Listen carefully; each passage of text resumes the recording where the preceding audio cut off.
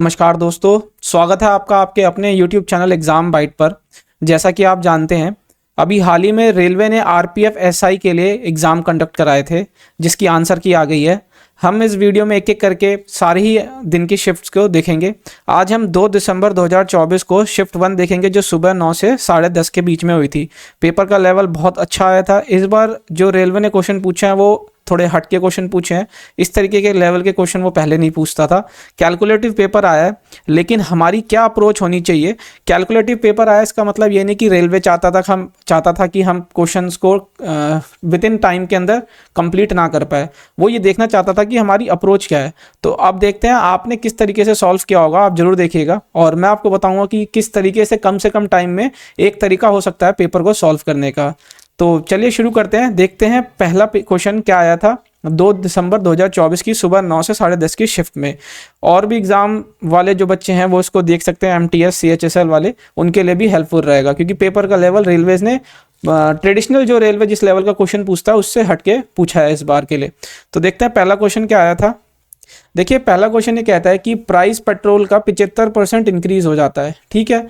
वहीं पे कंजप्शन कितना रिड्यूस होना चाहिए कि जो एक्सपेंडिचर, जो खर्चा है किसी आदमी का, वो सिर्फ और सिर्फ 33% बढ़े, यानी कि उसमें खर्चे में सिर्फ और सिर्फ 33% की बढ़ोतरी हो। तो देखिए इसको हम कैसे करेंगे। यहाँ पे आप जैसा जानते हैं 75% का मतलब क्या होता है। 75% का मतलब होता है 3/4, ठीक है। तो अब आप देखिए एक्सपेंडिचर, खर्चा क्या होता है। खर्चा मान लेते हैं क्या कि पहले वो x लीटर पेट्रोल खरीदता था, ठीक है। अब मान लेते हैं क्या कि अब वो y लीटर पेट्रोल खरीदेगा, ठीक है। अभी वो कहता है कि प्राइस पेट्रोल का 75% बढ़ जाता है। तो अगर मान लेते हैं कि पहले 4 यूनिट प्राइस था पेट्रोल का पर लीटर, तो अब 3 बढ़ गया, उसमें 3 की बढ़ोतरी हो गई, तो अब वो 7 लीटर हो गया, ठीक है। तो अब जो इनका खर्चा हुआ, देखिए पर लीटर को और 1 लीटर के दाम को जब हम गुणा कर देंगे, वही हमारा क्या आ जाएगा, वही हमारा खर्चा आ जाएगा।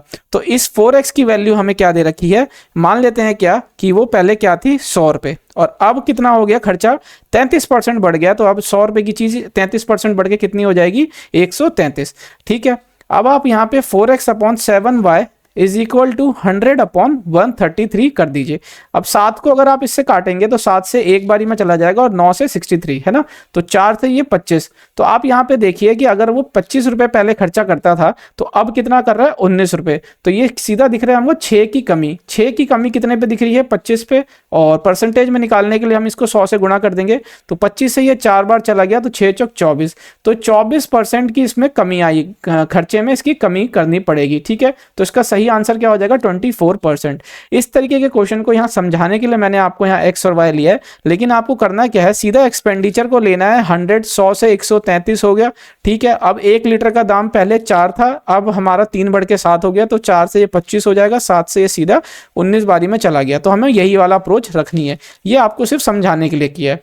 अगला प्रश्न देखते हैं। अगला प्रश्न देखिए, कहता है कि केतन ने 171 चेयर बेच दी, कितने के मुनाफे पे। उसका मुनाफा जो होता है वो 95 चेयर के सेलिंग प्राइस के, विक्रय मूल्य के बराबर हो जाता है। तो हमें प्रॉफिट परसेंटेज निकालना है कि उसको कितने का मुनाफा, कितने % का मुनाफा हुआ। देखिए सपोज कीजिए कि हम मान लेते हैं क्या कि एक चेयर की जो दाम है, सेलिंग प्राइस है, वो क्या है, 1 रुपये, ठीक है। 1 रुपये क्या हो गई, एक चेयर की सेलिंग प्राइस, विक्रय मूल्य। तो अब उसको मुनाफा कितने का हुआ, 95 कुर्सी के विक्रय मूल्य सेलिंग प्राइस का।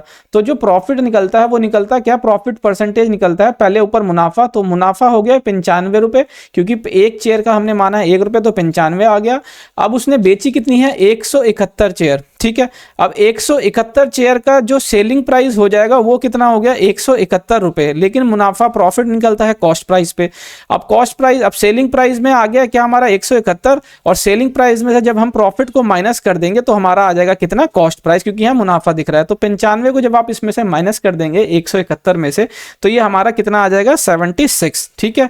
तो हमारा 76 इधर आ गया। अब प्रॉफिट परसेंटेज निकालना है तो 100 से गुणा कर देते हैं, ठीक है। तो अगर हम यहाँ पे देखिए 4 से इसको एक बारी में चला जाएगा, 9 बारी में यहाँ पे चला गया, 4 से ये 25 बारी में चला गया, 19 से यहाँ 5 बारी में चला गया। तो 25 को 5 से गुणा करेंगे तो कितना हो जाएगा, 125%। यही इसका क्या हो गया, मुनाफा। तो इसका सही आंसर क्या हो जाएगा, ऑप्शन फर्स्ट इसका सही आंसर हो जाएगा 125%। आशा करता हूं आपको समझ आया होगा। अगला प्रश्न देखते हैं। अगला प्रश्न ये कहता है कि एक नंबर को जब 50% से इंक्रीज कर देते हैं तो वो नंबर कितना हो जाता है, 3720। तो हमें नंबर बताना है। देखिए 50% किसे कहते हैं, 50% कहते हैं एक का इंक्रीमेंट 2 पे, यानी कि अगर कोई 2 नंबर था तो अब वो एक बढ़ के कितना हो गया, 3। ठीक है, तो इस 3 की वैल्यू हमको दे रखी है 3720। तो कितने गुना हो जाएगी, 3 से ये एक बारी में चला गया। ठीक है, ये 2 बारी में 4 और 0, तो यानी कि 1240 गुना। तो इसको दो को भी हम 1240 गुना इंटू कर लेते हैं, तो ये हमारा कितना आ जाएगा, ये हमारा आ जाएगा 2480। तो यही आ गया इसका आंसर, क्योंकि वो नंबर पूछ रहा था, 2 नंबर था, उसको 50%, 2 का 50% एक होता है, बढ़ा के 3 हो गया। 3 की वैल्यू 3720 दी थी, तो हमसे पूछा गया था नंबर क्या होगा, तो नंबर आ गया हमारा कितना, 2480, जो कि ऑप्शन 3 इसका सही आंसर है। आशा करता हूं आपने भी यही क्वेश्चन ऑप्शन टिक किया होगा। अगला प्रश्न देखते हैं। अगला प्रश्न देखिए, कहता है कि स्मॉलेस्ट एक डिजिट नंबर है, यहाँ पे हमें दे रखा है, अगर हम ऐड करें, ये पूछ रहा है कि स्मॉलेस्ट एक डिजिट नंबर इस 6 डिजिट नंबर के इसमें कौन सा ऐड करें जिससे कि ये पूर्णतः 11 से विभाजित हो जाए। तो देखिए इसके अंदर हम क्या करेंगे, इसके अंदर सिंपली हमको कुछ नहीं करना, इसमें हम वो जो ऑड कहते हैं ना, 11 का डिविजिबिलिटी रूल चेक करने के लिए एक एक डिजिट छोड़ के ऑड और इवन प्लेसेस के उनका डिफरेंस देखते हैं। तो हम उसमें ये ना करके हम इसमें कंसेक्यूटिव देख लेते हैं, एक के बाद एक। कैसे, देखिए कि 9 में से 1 गया तो कितना आ गया, 8। ठीक है, 0 में से 3 गया, हम एक डायरेक्शन में चलते हैं। आपको आशा करता हूं आपको ये वाला तरीका पता होगा, नहीं पता तो यहाँ आप सीख लीजिए कि हम 11 का डिविजिबिलिटी रूल और कैसे देखते हैं। एक तो होता है कि 9 को 0 को और 0 को इसको जोड़ लें, फिर ये 1 को 3 को और 0 को जोड़ लें और इनका डिफरेंस देख लें। ठीक है, और एक होता है क्या, ये कंसेक्यूटिव, एक ही डायरेक्शन में हम उनका डिफरेंस ले लेते हैं। अगर मैं यहाँ से ले रहा हूँ तो यहीं से लूंगा, अगर मैं यहाँ से ले रहा हूँ तो इसी डायरेक्शन में लूंगा। तो अभी मैं फिलहाल इस डायरेक्शन में ले रहा हूँ। तो 9 में से 1 गया 8, 0 में से 3 गया -3। ठीक है, अब यहाँ 0 में से 0 गया 0, तो हम उसको नहीं लिखते। तो देखिए 8 में से 3 गया 5। ठीक है ना, अब या तो इसके अंदर हम 6 और ऐड करें तो 11 आ जाए, या फिर इसको 0 बना दें, है ना। हमें ऐसा करना है कि या तो ये 0 आ जाए या 11 का मल्टीपल आ जाए, जब ही ये क्या होगा, 11 से कंप्लीटली डिविजिबल होगा। तो अब यहाँ पे कहता है कि एक डिजिट सबसे छोटी क्या ऐड कर दें। तो देखिए अगर मैं यहाँ 0 में से यहाँ पे अगर मैं 5 ऐड कर दूं, है ना, अगर मैं यहाँ 5 ऐड कर दूं तो 0 में से 5 गया तो कितना आ जाता है यहाँ पे -5, है ना। तो ये सब कट कट के कितना हो जाता है, 0। ठीक है, तो इसका मतलब क्या हुआ कि अगर मैं यहाँ पे सबसे छोटी सिंगल डिजिट कौन सी ऐड कर सकता हूं, वह कर सकता हूं 5। तो इसका सही उत्तर हो गया ऑप्शन 3। ठीक है, आशा करता हूं आपको समझ आया होगा। देखते हैं अगला क्वेश्चन क्या कहता है। अगला क्वेश्चन ये कहता है कि डायमीटर दे दिया है किसका, सॉलिड कोन का 24 सेंटीमीटर और हाइट दे दी है। तो देखिए आप इसको कैसे करेंगे, मैं यहाँ पे एक क्या करता हूं कि एक ये कोन बना लिया मैंने। ठीक है, यहाँ पे एक ये कोन बना लेता हूं। ठीक है, अब इसमें क्या कर रहा हूं, इसकी जो बेस का डायमीटर दे दिया है वो कितना दे दिया है, बेस का डायमीटर दे दिया है 24। ठीक है, तो जो रेडियस आ जाएगी, त्रिज्या, वो कितनी आ जाएगी, डायमीटर का आधा, तो 12 हो गई। ठीक है, अब यहाँ हाइट देखिए कितनी दे रखी है, 21 सेंटीमीटर। अब ये 2 कट लगा रहा है पैरेलल, बेस के पैरेलल 2 कट लगा रहे हैं ना, सबसे पहले नीचे से 7 सेंटीमीटर पे और फिर 14 सेंटीमीटर पे। तो यानी कि अगर मैं बोलूँ 21 सेंटीमीटर उसकी हाइट है और 2 कट वो 7 और 14 पे नीचे बेस से लगा चुका है, तो उसका मतलब वो इस कोन को 3 इक्वल पार्ट में डिवाइड कर देता है। ठीक है ना, मान लेते हैं क्या, ये मान लेते हैं, एक ये है हो गया और एक ये यहाँ पे हो गया, ये 2 पैरेलल कट लग गए, तो ये भी 7 हो गया, ये भी 7 हो गया हाइट, और ये भी 7 हो गई हाइट। ठीक है, ये मान लिया हमने। ठीक है ना, अब ये कह रहा है क्या कि हमें कर्व्ड सरफेस एरिया निकालना है टॉप, यानी कि ऊपर वाले हिस्से का हमें कर्व्ड सरफेस एरिया निकालना है, इस वाले हिस्से का। ठीक है, अब आप यहाँ देखिए कि इसको मैं एक ट्राइंगल ले सकता हूँ, है ना, इसको मैं एक ट्राइंगल यहाँ पे ले सकता हूँ। कैसे, एक सेकंड, इसको फिगर को थोड़ा सही कर लूँ। इसको मैंने एक ट्राइंगल ले लिया ऐसे। ठीक है, ठीक है ना, यहाँ ये हमको क्या दे दिया है, इस तरीके से ये 7 दे दिया है, और ये कंप्लीट कितना हो गया है, यहाँ से यहाँ तक ये 21 हमको दे रखा है, और ये 12 यहाँ से यहाँ हमको दे रखा है। ठीक है, अब आप यहाँ पे इसको देखिए कि अगर ये 7 है, ठीक है, इसकी हाइट 7 है और इसकी कितनी है 21, तो यानी कि 7/21 बराबर कर दें इस वाला स्मॉल रेडियस है, स्मॉल रेडियस अपॉन ये बड़ा रेडियस, कितना हो गया 12। तो 7 से ये 3 बारी में चला गया, 3 से ये 4 बारी में चला गया, तो स्मॉल वाली रेडियस हमारी कितनी आ गई 4 सेंटीमीटर। तो ये 4 सेंटीमीटर आ गई इसकी स्मॉल रेडियस। ठीक है, अब आप यहाँ पे देखिए कि पाइथागोरस थ्योरम लगा के मैं ये इसकी स्लांट हाइट नहीं निकाल सकता। बिल्कुल आ जाएगी 7 का स्क्वायर प्लस 4 का स्क्वायर, है ना। 7 का स्क्वायर 49 और ये कितना हो जाती है हमारी 7 का स्क्वायर 49 और 4 का स्क्वायर 16, और जब इसको हम जोड़ देंगे तो ये कितना आ जाएगा मेरा 65 रूट 65। ठीक है, अब देखिए अब कर्व सरफेस एरिया बोल रहा है पाई आर एल, है ना, और पाई की वैल्यू 3.14 बोल रहा है, तो ये कुछ कटेगा नहीं, यहाँ पे सब चीज आपस में मल्टीप्लाई हो रही होगी, है ना। हमें यही चीज ध्यान में रखनी होती है एग्जाम में छोटी छोटी सॉल्व करने के लिए, और ये सब चीजें एकदम से नहीं आती, आपको मॉक टेस्ट के अंदर प्रैक्टिस में लाना होता है। अब यहाँ पे देखिए रूट 65 देख के आपको सीधा इसका आंसर टिक कर देना है ऑप्शन 4 रूट 65। ठीक है, क्योंकि यहाँ पे सब मल्टीप्लाई हो रहा है, कोई आपस में कट नहीं रहा, क्योंकि पाई की वैल्यू यहाँ पे फ्रैक्शन में क्या नाम है पॉइंट्स में दे दिया, डेसिमल में, है ना, फ्रैक्शन में नहीं दी, तो यहाँ पे रूट 65 देख के हम ऑप्शन 4 टिक कर देंगे। ठीक है, आगे हम इसको सॉल्व नहीं करेंगे। और वैसे अगर मैं बात करूं कर्व सरफेस एरिया जो कोन का होता है वो आपको पता होना चाहिए पाई आर एल होता है कर्व सरफेस एरिया कोन का, ठीक है, शंकु का। अगला क्वेश्चन देखते हैं, अगला क्वेश्चन क्या था। अगला क्वेश्चन इसकी वैल्यू निकालनी थी। अब देखिए आप इसको किस तरीके से सॉल्व कर सकते हैं। अब यहाँ पे ये 14 है, ठीक है, अब 4 2 6 और 1 7, है ना, 4 2 6 और 1 ये 7 हो गया, 7 में से 7 कट गया 1 हो गया, 1 माइनस 3 प्लस 5/14, तो 3 में से 1 गया -2, तो यहाँ -2 हो जाएगा। ठीक है ना, अब मैं ऊपर नीचे 14 से गुना कर लेता हूँ बेस सेम करने के लिए, 14 दूनी 28 हो जाएगा, है ना, ये 28 हो गया माइनस, और 28 में से 5 गया तो कितना हो जाएगा 23, तो -23/14 इसका आंसर आ गया। ठीक है, आशा करता हूं आपने भी इसी तरीके से किया होगा। ऑप्शन 4 इसका सही आंसर हो जाएगा, -23/14। ठीक है, अगला क्वेश्चन देखिए। अगला क्वेश्चन ये कहता है कि वही निकालनी है वैल्यू। अब ये 5 से इसको डिवाइड करेंगे 35 को तो 7 हो गया, ठीक है, ये 6 से ये 2 बारी में चला गया, अब 9 में से 7 गया 2 यहाँ से कट गया, 25 और 2 कितना होता है 27, है ना, 27 होता है, ये 49 हो गया, 14 18 189 इसका आंसर आ गया। तो इसका सही आंसर ऑप्शन 2 हो गया 189। ठीक है ना, आशा करता हूँ आपने भी ये किया होगा। अगला क्वेश्चन देखिए, 8वां क्वेश्चन ये कहता है कि 2 इक्वल ट्रेन है, 2 equal train running on parallel lines, है ना, 2 ट्रेन बराबर के ट्रैक पे दौड़ रही है लेकिन एक ही दिशा के अंदर। ठीक है, सबसे इंपॉर्टेंट यही है, हमें ये देखना होता है किस डायरेक्शन में ये चल रही है। ये एक ही डायरेक्शन में चल रही है और ये इक्वल लेंथ की है, मान लेते हैं दोनों की लेंथ L हो गई।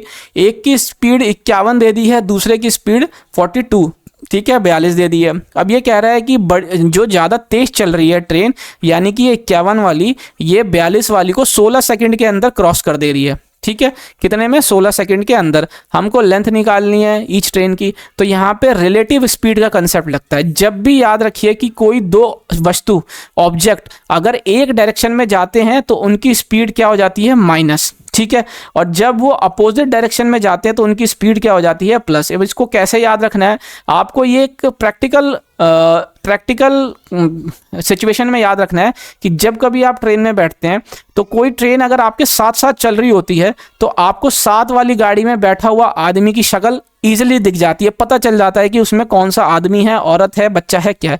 लेकिन वहीं अगर कोई गाड़ी आपकी गाड़ी से विपरीत दिशा में, उल्टी दिशा में आती है तो आप वो एकदम जुक करके निकल जाती है, आपको पता नहीं चलता उसके अंदर कोई था भी या नहीं। ठीक है, क्योंकि उसमें क्या होता है स्पीड ऐड हो जाती है अपोजिट में, और जब साथ में चल रहे होते हैं एक ही डायरेक्शन में तो स्पीड क्या होती है माइनस। तो इस कंडीशन से आपको याद रखना है। ठीक है, अब देखिए यहाँ पे डिस्टेंस जो होता है वो स्पीड इनटू टाइम होता है। अभी जब भी ऐसा कुछ केस आता है ट्रेन का, दो ट्रेन का, ठीक है, तो वो क्या करती है आपस में एक्चुअल में डिस्टेंस जो होती है वो अपनी ही लंबाई को तय करते हैं दोनों।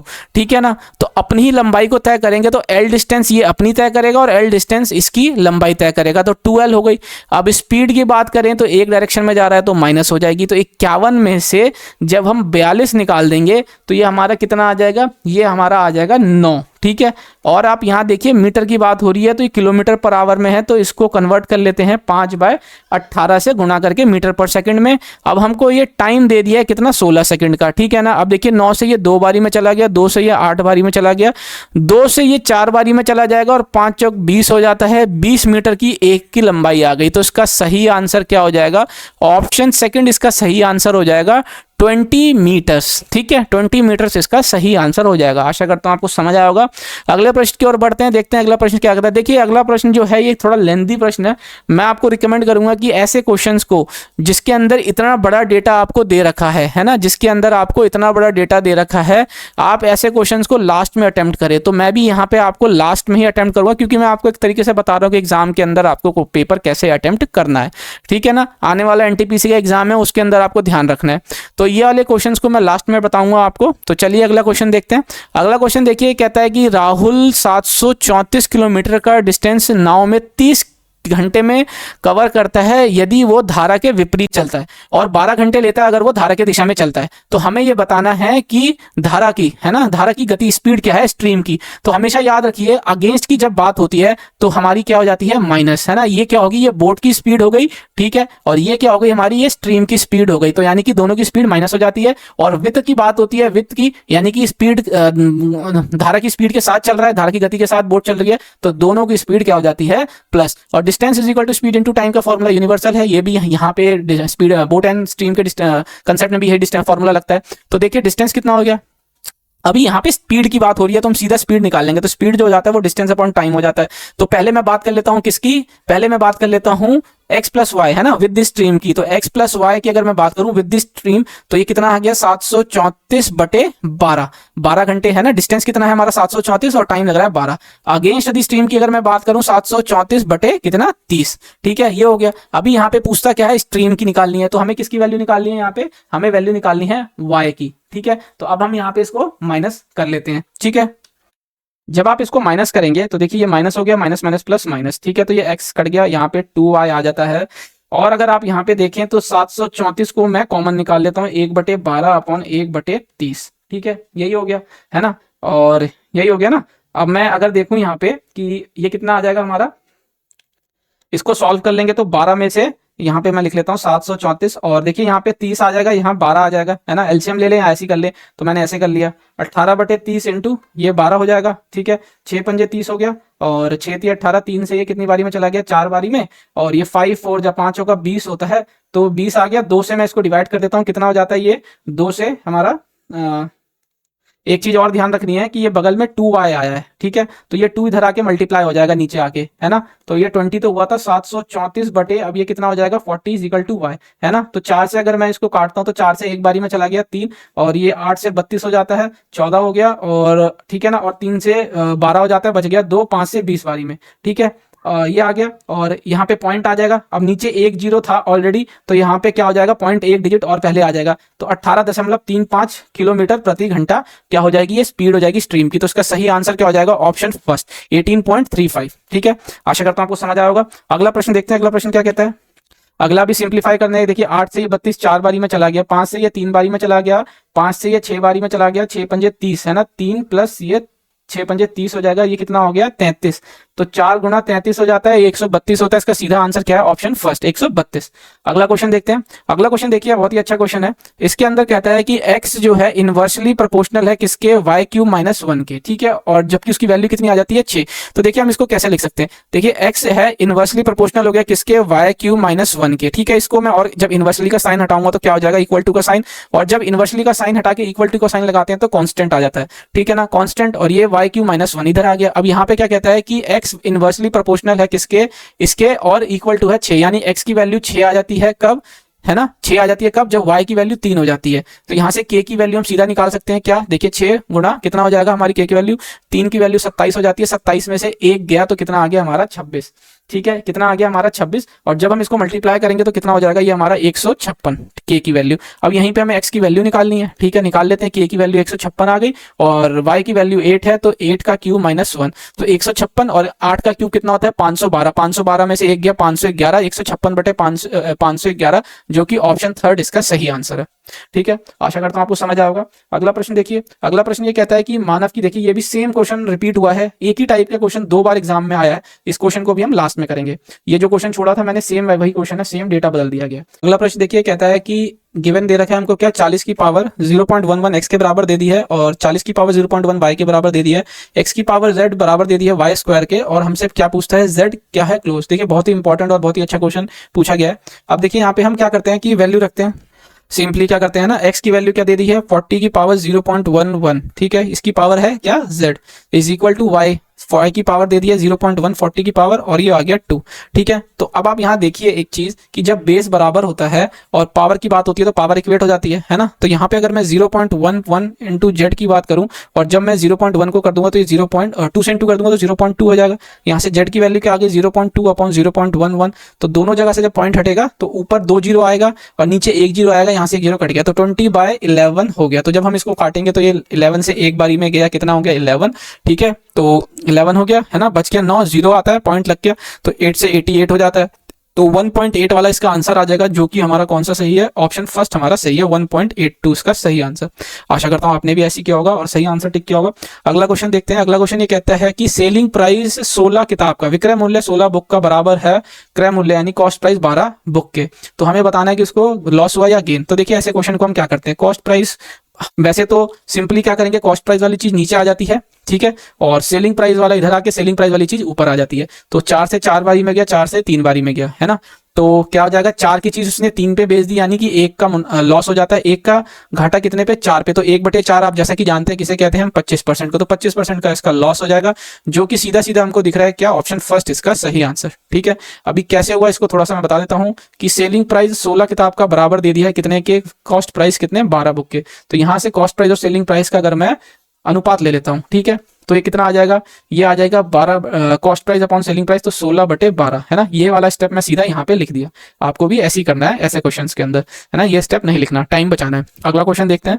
अगला क्वेश्चन ये कहता है कि वॉल्यूम निकालना है सिलेंडर का, है ना, जिसके अंदर एक स्पेयर है, रेडियस कितना दे दिया है 2.8 सेंटीमीटर का। तो देखिए बहुत आसान क्वेश्चन है।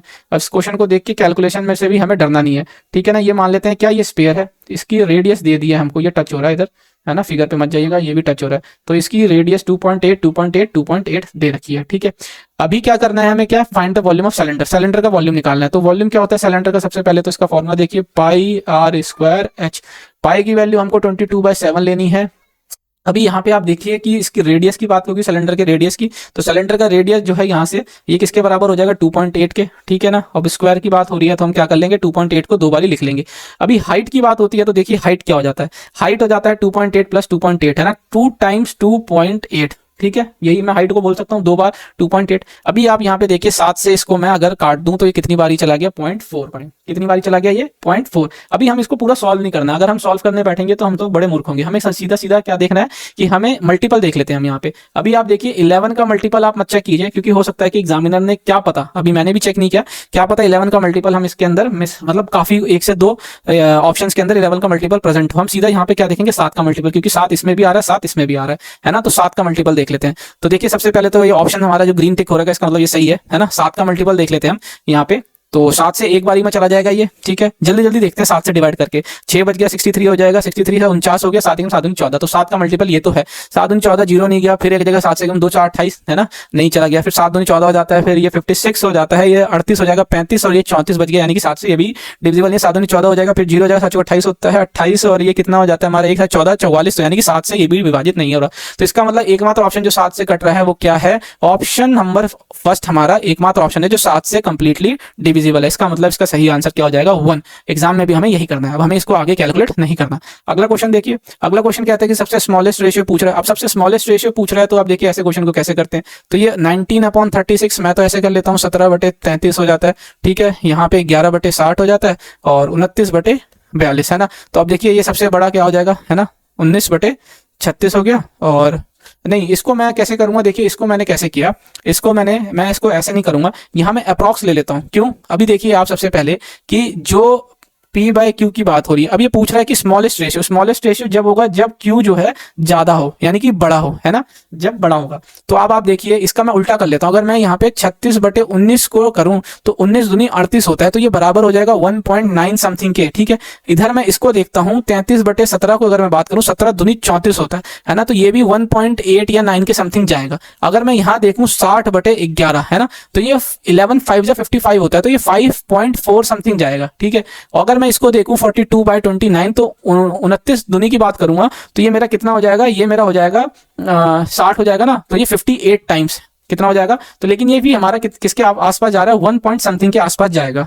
1.8 समथिंग या 1 पॉइंट समथिंग जिसके भी आसपास जाएगा, लेकिन वो चीज हमें नहीं देखनी। हमें सबसे पहले देखना है कि स्मॉलेस्ट रेशियो, तो जिसमें ये ज्यादा नंबर आया मैक्सिमम वही छोटा होगा। तो इसमें सबसे ज्यादा किसमें आया, ये इस वाले थर्ड ऑप्शन में। तो यही हमारा क्या होगा, इसका सही आंसर 11/60, 11:60 है ना, यही हमारा क्या होगा, सबसे छोटा। अभी आप चाहते तो जैसे मैंने आपको बताया ये 19 बाय समथिंग करके 19/36, फिर देखें कि 17/33 कौन सा रेशियो बड़ा है, बट इस वाले से हमारा आंसर बहुत जल्दी आ गया। मैं ये अप्रोच लेता। अब आप क्या लेते हैं, आप जो है कमेंट सेक्शन में जरूर बताइएगा। और हाँ, अगर अभी तक आपको वीडियो पसंद आई हो तो आप अपने कीमती 5 सेकंड निकाल के वीडियो को अभी लाइक कर दीजिए। साथ ही में सब्सक्राइब का बटन होगा उसको दबा लीजिएगा, और साथ ही में बेल आइकन का बटन होगा उसको भी प्रेस कर लीजिएगा कि इसके आगे की शिफ्ट की वीडियो आपसे मिस ना हो सके। और इसको अपने किसी भी एक नजदीकी दोस्त को जरूर शेयर कीजिएगा। ज्यादा टाइम नहीं लगेगा, 5 सेकंड लगेगा। तो चलिए देखते हैं, अगर आपने इतना कर लिया तो अगला क्वेश्चन ये कहता है कि एक ट्रेन है 1136 मीटर लंबी, जो कि एक पोल को 71 सेकंड में पार करती है। हमें यह बताना है कि पोल 656 मीटर लंबे प्लेटफॉर्म को पार करने में कितना टाइम लेगी। तो देखिए आप यहाँ पे सबसे पहले स्पीड निकाल लेते हैं, है ना। अब स्पीड क्या हो जाती है, डिस्टेंस अपॉन टाइम। तो 1136/71 इसकी स्पीड हो गई किसकी, मीटर पर सेकंड ट्रेन की। हमें यहाँ पे इसको कैलकुलेट नहीं करना, हम सीधा टाइम निकालेंगे। तो अब दूसरे केस में हमें टाइम निकालना है जहां पे वो क्या करता है, जहां पे 656 मीटर लंबे प्लेटफॉर्म को भी पार करता है। तो 1136 में अगर मैं 656 मीटर को प्लेटफॉर्म को जोड़ लूं तो कितना हो जाएगा। तो देखिए यहाँ पे मैं जोड़ लूंगा तो ये आ जाएगा हमारा 1792। ठीक है, ये हो गया डिस्टेंस। स्पीड आ रखी थी 1136/71 और मुझे टाइम निकालना है। ठीक है ना, क्या करना है, मुझे टाइम निकालना है। तो अभी अगर मैं देखूं यहाँ पे कैसे कि अगर मैं 71 से इसको काटूं तो ये 71 से ये एक बारी में चला गया 71 हो गया, और ये 2 हो जाएगा, 3 में से 1 गया, 3 और 1 4 है ना 42, और ये 6 आ गया तो 6 से तो 16, 71 से सीधा 16 बारी में चला गया, 16 से ये एक बारी में चला गया, 16 से एक बारी में चला गया, 16 दूनी 32, तो 112 सेकंड टाइम लगेंगे उसको क्रॉस करने के लिए। तो उसका सही आंसर है ऑप्शन फर्स्ट, 112 सेकंड।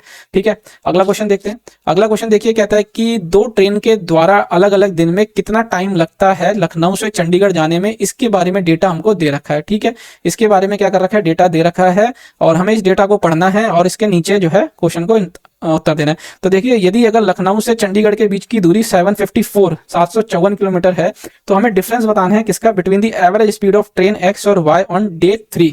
तो देखिए डे 3 की सिर्फ पर्टिकुलर बात हो रही है, तो एवरेज स्पीड की बात करें या फिर नॉर्मल स्पीड की बात करें, एक ही दिन की बात हो रही है तो सेम हो जाएगा। ठीक है, तो अगर आप यहाँ पे देखें कि स्पीड की बात करते हैं तो डिस्टेंस अपॉन टाइम होता है। ठीक है ना, डिस्टेंस अपॉन टाइम। तो अगर मैं इसकी बात करूं, डिस्टेंस कितना दे दिया, 754। अगर मैं 13 से इसको डिवाइड कर दूं, है ना, और इधर माइनस कर दूं क्या, 754/20। ठीक है ना, यही हुआ ना बात, क्योंकि हमें एवरेज डिफरेंस निकालना है। यहाँ पे देखिए ये डिफरेंस निकालना है, तो अगर मैं ये 754 कॉमन ले लेता हूँ और 20 यहाँ देखिए एलसीएम ले लेंगे, तो 20 में से 13 जाएगा तो 60 अपॉन आ जाएगा कितना, 20 × 13। ठीक है, 13 से अगर मैं इसको 5 बारी में काटूंगा तो 65 हो जाएगा, बचेगा 10, तो 8 बारी में 104 हो जाएगा, 2 बारी में ये जाएगा कितना बारी में, और ये 29। ठीक है, और ये 7 9 जा 63 होता है, तो यूनिट डिजिट 3 आएगा और नीचे एक पॉइंट के बाद 0 आएगा। तो इसका सही उत्तर क्या हो जाएगा, ऑप्शन नंबर 3 इसका सही उत्तर हो जाएगा। एकमात्र ऐसा ऑप्शन है जिसके यूनिट डिजिट में 3 आ रहा है, और सभी ऑप्शन में एक ही डिजिट के बाद पॉइंट लगाया, तो हम सिर्फ इसको यूनिट डिजिट के कंसेप्ट से कर लेंगे, आगे सॉल्व हमें बिल्कुल नहीं करना। अगला प्रश्न देखिए, अगला प्रश्न कहता है कि n नंबर का जो योग दे रखा है ऑब्जर्वेशन का, वो 160 दे रखा है। यदि उनका एवरेज औसत 40 है तो हमें इसकी वैल्यू निकालनी है। तो सबसे पहले n निकाल लेते हैं। तो देखिए एवरेज क्या होता है, एवरेज होता है सम नंबर ऑफ ऑब्जर्वेशन का सम और नंबर ऑफ ऑब्जर्वेशन n, है ना। तो यहां से हम n निकाल लेंगे, तो सम कितना दे रखा है इसका, 160, और एवरेज है 40। ठीक है ना, तो ये कितनी बारी में चला गया, 4 बारी में, n आ गया 4, और यहाँ पे रख लेते हैं 7 चौक 28 और ये 15, है ना, तो कितना हो जाता है 43। तो इसका सही आंसर हो गया ऑप्शन 4। आसान क्वेश्चन था, बहुत सारी चीजें आप इसमें ये वाला पूरा कैलकुलेशन माइंड में करेंगे। ठीक है, सीधा आप यहाँ पे इसको ले जाएंगे। अगला क्वेश्चन देखें। अगला क्वेश्चन ये कहता है कि एवरेज 7 नंबर का 53 दे दिया है। ठीक है, और अगर हर नंबर 6 से बढ़ता है तो एवरेज कितना होगा। तो देखिए एवरेज भी 6 से बढ़ेगा, तो इसमें 6 जोड़ के चुपचाप ऑप्शन नंबर 4 को हम टिक कर देंगे। क्यों, अब क्यों करता है, इसकी वीडियो मैंने पहले ही अपने चैनल पे एवरेज पढ़ाया था, जब डाली थी कि एवरेज में सम का क्या असर, अगर सभी एवरेज की ऑब्जर्वेशन में हम जब कुछ एक पर्टिकुलर नंबर को, इक्वल नंबर को सब में जोड़ते हैं तो क्या असर होता है, सब घटाते हैं, सब में घटा देंगे तो क्या असर होगा, सब में मल्टीप्लाई गुणा कर देंगे क्या असर होगा, सब में भाग कर देंगे क्या असर होगा। तो उसमें मैंने आपको बताया, आप चैनल पे इधर वीडियो के डिस्क्रिप्शन में आपको सारी प्लेलिस्ट का लिंक मिल जाएगा, वहां जाकर देख सकते हैं। ठीक है, तो यहाँ पे अगर मैं बताऊंगा तो वीडियो की लेंथ ऑलरेडी लंबी हो रखी है और लंबी हो जाएगी। अगला क्वेश्चन देखते हैं। अगला क्वेश्चन ये पूछता है क्या है कि 147 का स्क्वायर। तो देखिए अब आप ये 147 का स्क्वायर निकालने के लिए आप कैसे निकालेंगे, है ना। तो अगर मैं यहाँ करूं कि आप इसको 150 में से माइनस कर दे 3, ठीक है, स्क्वायर, तो ये कितना हो जाता है, इसको ऐसे कर लें, या फिर आप इसमें कैसे कर लें, इसमें आप डीएस का मेथड भी लगा सकते हैं। ठीक है ना, किसका मेथड, डीएस का मेथड आप लगा सकते हैं। कैसे, देखिए 147 इंटू 147, तो देखिए कितना हो जाता है ये हमारा 7 और 1 8, 4 12, 12 हो गया, 2 और 1 3, तो यहाँ पे 3 3 3 9, तो यानी कि डिजिटल सम हमारा 9 आना चाहिए। तो अब यहाँ पे हम डिजिटल सम निकालते हैं, तो देखिए ये 9 हो गया, 6 3 9, 2 और 1 3, तो यानी कि डिजिटल सम 9 नहीं आ रहा। 9 हो गया, 6 3 9 हो गया, 6 डिजिटल टर्म 9 नहीं आ रहा। 9 हो गया, 6 3 9 डिजिटल सम 9 आ रहा है, 9 आ रहा है यहाँ पे, 6 3 9 हो गया, और ये 2 डिजिटल सम मेरा 2 आ रहा है। तो एकमात्र ऑप्शन जो इसका सही है वो क्या है, ऑप्शन थर्ड, जिसका डिजिटल सम हमारा कितना आ रहा है 9। तो हमने डिजिटल सम से कर लिया। यहाँ पे आपको a माइनस बी और a प्लस बी करके फिर यूनिट डिजिट से अगर आप करें तो या फिर मल्टीप्लाई तो आपको करना ही पड़ेगा, इससे बेटर आप डिजिटल सम लगाएं। अगला प्रश्न देखिए, अगला प्रश्न कहता है कि एक सॉलिड हेमिस्फेयर को मेल्ट करके क्या बना दिया जाता है, राइट सर्कुलर सिलेंडर को, ठीक है ना। अभी ये इसका डायमीटर दे दिया है कितना 9, तो इसकी त्रिज्या रेडियस आ जाएगी 9/2 और इसकी हाइट दे दी है कितने 42 सेंटीमीटर। हमसे क्या पूछता है, वॉल्यूम। तो वॉल्यूम अभी जैसा मैंने बताया आपको सिलेंडर का क्या होता है, वो होता है पाई, ठीक है, आर स्क्वायर एच कितना है हमारा 42। 7 से ये 6 बारी में चला जाएगा, 2 से ये 11 बारी में चला गया, और इधर 2 से ये हमारा 3 बारी में। अब इसको भी आपको सॉल्व नहीं करना है, यही चीज समझनी है, बाय यूनिट डिजिट हम इसको कर लेंगे, क्योंकि सबकी यूनिट डिजिट यहाँ देखिए सबकी अलग है। तो देखिए 9 9 81 होता है, 1 को 1 से इंटू करेंगे, 1 3 1 3, तो यूनिट डिजिट 3 आनी चाहिए, जो एकमात्र ऑप्शन में ऑप्शन नंबर हमारा थर्ड, ठीक है।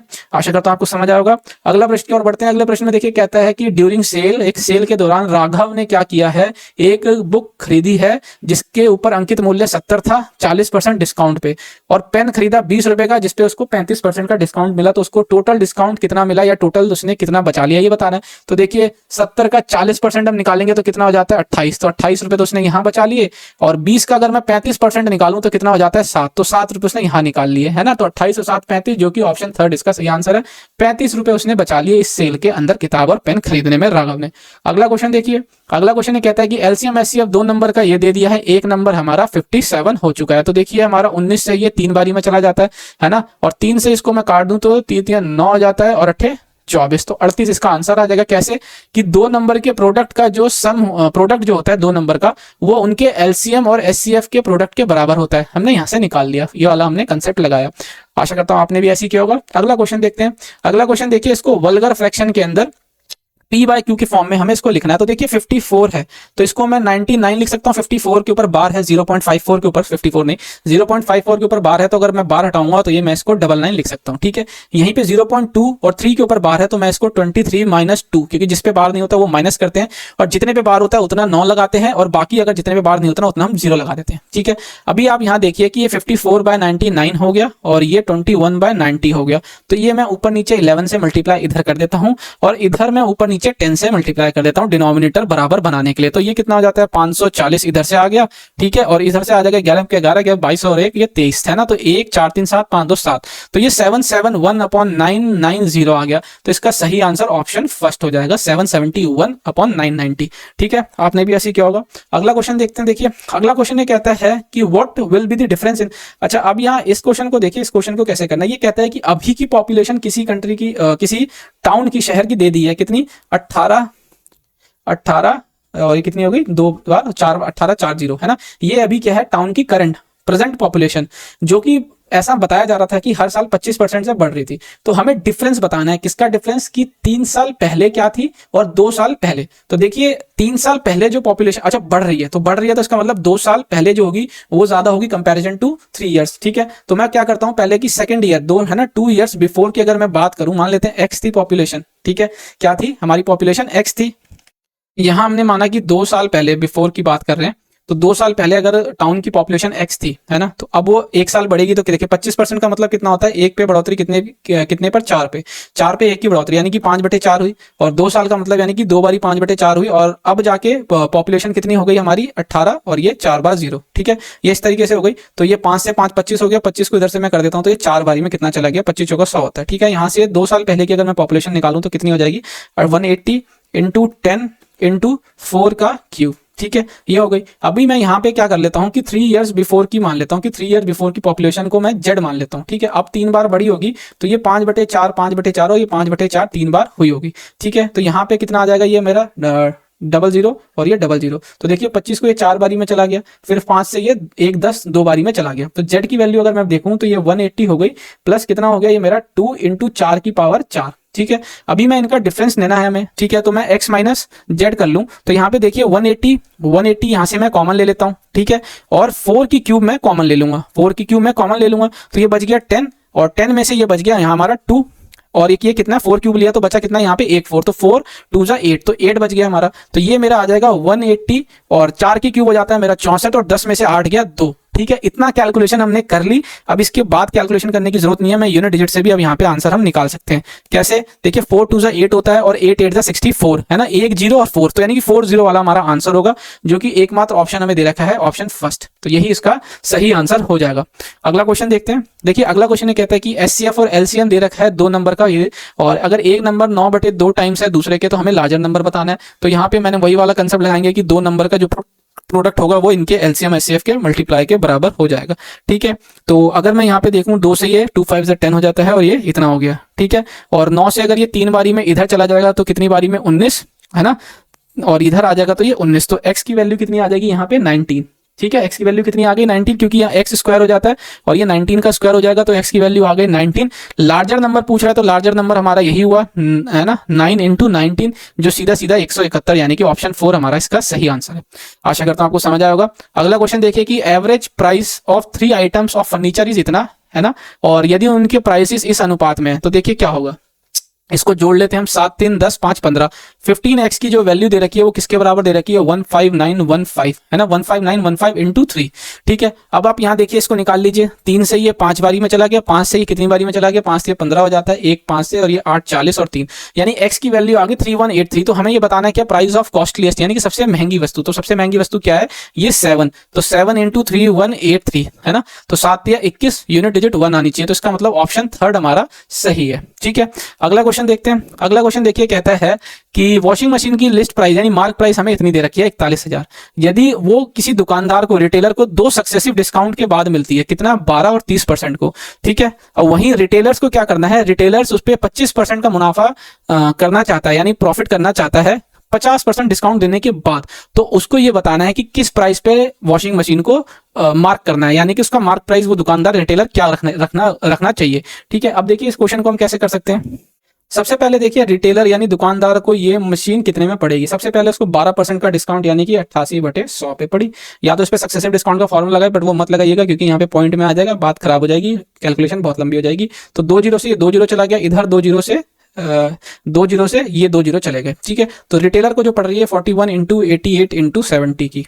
ठीक है, ये हो गया हमारा कॉस्ट प्राइस। अब आप यहाँ पे हम देखिए कॉस्ट प्राइस, मार्क प्राइस, अंकित मूल्य, क्रय मूल्य, विक्रय मूल्य। ठीक है, अभी यहाँ कहता है क्या, इसको 25% का प्रॉफिट चाहिए। 25% का प्रॉफिट का मतलब होता है एक का प्रॉफिट 4 पे, यानी कोई चीज 4 पे होगी तो उसको 5 पे बेचनी पड़ेगी। वहीं उसको 50% का डिस्काउंट, 50% का मतलब होता है एक का डिस्काउंट 2 पे, तो अगर उसको 2 रुपए की कोई चीज रही होगी तो उसे 1 रुपए में बेचनी पड़ेगी। ठीक है, अब यहाँ अंकित मूल्य, विक्रय मूल्य 5 है, यहाँ 1 है, तो इसको मैं 5 से यहाँ भी गुणा कर लेता हूँ। ठीक है, अभी आप यहाँ देखिए कि इस 4 की वैल्यू कितनी दे रखी है 41 × 88 × 70। हमें निकालना किसना है 10 की वैल्यू है ना, तो हम कैसे निकालेंगे, तो देखिए 4 को इससे मैं डिवाइड कर लेता हूँ 22, और ये 10 से इधर मल्टीप्लाई कर लूंगा है ना। तो देखिए आप यहाँ पे 2 एकम 2 7 दूनी 14 है ना, 40 वाला आंसर आ गया। यूनिट डिजिट का कंसेप्ट यहाँ भी हमारा लग गया, तो इसका सही आंसर क्या है, ऑप्शन सेकंड इसका सही आंसर हो जाएगा। ठीक है, यूनिट डिजिट के कंसेप्ट से इसमें बहुत क्वेश्चन हुए हैं ना, इस बार के शिफ्ट में यूनिट डिजिट के कंसेप्ट से बहुत क्वेश्चन हुए हैं, तो आपको ये ध्यान में रखना है unit digit, digital sum method है ना, जब भी कैलकुलेशन बड़ी हो जाए, अप्रॉक्स मेथड। अगला क्वेश्चन देखते हैं। अगला क्वेश्चन ये कहता है कि डिफरेंस निकालना है किसका, सिंपल इंटरेस्ट साधारण ब्याज और चक्रवृद्धि ब्याज का, यदि वो सालाना लग रहा है किसी सर्टेन सम पे 2 साल के लिए 6% प्रति वर्ष के ब्याज दर से। अच्छा, ये दे रखा है कि वो कितना है, हमें 78 रुपए, यानी कि डिफरेंस जो दे रखा है सिंपल इंटरेस्ट और कंपाउंड इंटरेस्ट का 2 साल 6% per annum rate of interest से, वो 78 रुपए। तो हमें निकालना है कि सम धनराशि कितनी थी। तो देखिए सबसे पहले अगर मैं सिंपल इंटरेस्ट की बात करूं, अगर 2 साल की बात हो रही है एट 6% पे, तो यानी कि सिंपल इंटरेस्ट कितना हो जाता है, वो हो जाता है हमारा 12%, क्योंकि सीधा मल्टीप्लाई होता है ना, क्योंकि सिंपल इंटरेस्ट जो होता है वो क्या होता है PRT/100। यहीं अगर मैं कंपाउंड इंटरेस्ट की बात करूं 2 साल के लिए और 6% पर एनम के ब्याज पे, तो ये कितना हो जाएगा 6 + 6 है ना, A + B + A × B है ना, /100। तो ये कितना हो जाता है हमारा 6 और 6 12, 0.36 है ना, तो ये परसेंट हो गया। अभी यहाँ पे आप देखिए कि इसका डिफरेंस कितना है, 0.36% का डिफरेंस, जो कि किसके बराबर दे रखा है, 78%। तो 1% की वैल्यू कितनी आ जाएगी, तो ये आ जाएगी 78/0.36, ठीक है ना। यहाँ से 1 पॉइंट हटा इधर। अभी हमें 100% की वैल्यू निकालनी है, क्यों, क्योंकि हमें सम तो अपने आप में 100% होता है, ठीक है ना। तो अगर मैं यहाँ से निकालूं तो 4 9 है ना, 4 ये कितना है 78 है ना, तो हाँ 4 9 36, ये 25 बारी में चला जाएगा। और अगर मैं देखूं यहाँ पे एक चीज और देखनी है कि क्वेश्चन सॉल्व करते समय यहाँ इंटीग्रल वैल्यू यानी कि पॉइंट में वैल्यू आएगी, हमको क्या करना है, हमें उसकी अप्रॉक्स वैल्यू निकालनी है। तो देखिए अब हम क्या कर सकते हैं यहाँ पे एक चीज कि सबसे पहले तो इसको कट करें, है ना। अभी मैं इसको डिवाइड करूं किसको, 7800 को अगर मैं 36 से डिवाइड करता हूं, है ना, 36 से डिवाइड करता हूं, तो 36 से करूंगा तो कितनी बारी में चला जाएगा, 2 बारी में कितना चला गया, 6 और ये 7 72 हो जाएगा, 60 हो गया, ठीक है। और एक बारी में अगर मैं देखूं तो 36 चला जाता है, 4 हो जाएगा, 5 में से 3 गया, 2 हो गया, फिर एक 0 आ जाएगा। और अगर मैं 6 की बात करूं तो 36 6 3 18 है ना, और 7 7 42 हो जाता है कि 4 25 नहीं तो 6 बारी में ही जाएगा, है ना, 216। तो ये 36 हो गया, 18 19 20 21, तो ये कितने में चला जाएगा मेरा, तो 10 में से 6 गया 4 हो जाएगा, 3 में से 1 गया 2, तो ये 240 फिर से आ रहा है। इसका मतलब ये रिपीटिंग जा रही है, तो यानी कि 6 6 6 ऐसे जाता रहेगा। तो इंटीग्रल वैल्यू अगर मैं इसकी देखूं तो ये 2166 इस तरीके से जाएगा। तो इस तरीके का ऑप्शन एकमात्र ऑप्शन है जो कि ऑप्शन 4 है हमारे पास, ठीक है, यही इसका सही आंसर हो जाएगा। अगला क्वेश्चन देखिए, अगला क्वेश्चन ये कहता है कि एक धनराशि को 20% के साधारण ब्याज पे जो वो किया जाता है, इन्वेस्ट किया जाता है, तो वो कितने 3 साल के बाद हो जाता है 2400 रुपए। तो देखिए 3 साल का 20% और 3 साल का यानी कि 60% का ब्याज, यानी कि 100 की चीज कितनी हो गई हमारी 160, ठीक है। तो अगर मैं इसको देखूं 2 5 10 2 8 16, तो 8 की वैल्यू कितनी है 2400, तो ये सीधा सीधा कितना 300 गुना हो गई। तो यहाँ भी 300 गुना कर लीजिए, 5 3 15 1500 रुपए धनराशि हुई। अब ये बताना है क्या सेम सम को, सेम धनराशि को 2 साल पे अगर सेम साधारण ब्याज पे अगर हम लगाते हैं तो इंटरेस्ट कितना हो जाएगा। तो देखिए 2 साल के लिए 20% है ना, अपॉन 100 कर लीजिए, 2 0 से 2 0 15 दूनी 30 30 दूनी 60 और 1 0, तो यानी कि 600। ऑप्शन 4 इसका सही आंसर हो जाएगा, ठीक है। अगला प्रश्न देखिए, अगला प्रश्न कहता है कि शरद कंप्लीट करता है, अच्छा 8 घंटे की एक जर्नी शरद कंप्लीट करता है, जिसके अंदर वो आधा डिस्टेंस 90 किलोमीटर पर आवर की स्पीड से करता है और आधा 30। तो हमें बताना है कि जर्नी कितनी है। तो मान लेते हैं टोटल डिस्टेंस जो उसने लिया 2x, ठीक है ना। तो सबसे पहले देखिए टाइम जो होता है वो डिस्टेंस अपॉन स्पीड हो जाता है। तो डिस्टेंस कितना था, पहला आधा 2x का आधा हो गया, x हो गया ये 90 हो जाएगा, प्लस फिर x अपॉन 30 है ना। तो इसको मैं ऊपर नीचे 3 से मल्टीप्लाई कर लेता हूँ 90 होने के लिए। तो ये कितना हो जाता है हमारा 4x अपॉन 90, और ये x आ गया 4 2 8 हो गया, तो x की वैल्यू कितनी आ जाएगी 180। तो टोटल डिस्टेंस अगर हम निकालें तो x की वैल्यू 180, तो 18 दूनी 36 360, तो 360 किलोमीटर उसकी टोटल डिस्टेंस हो गया।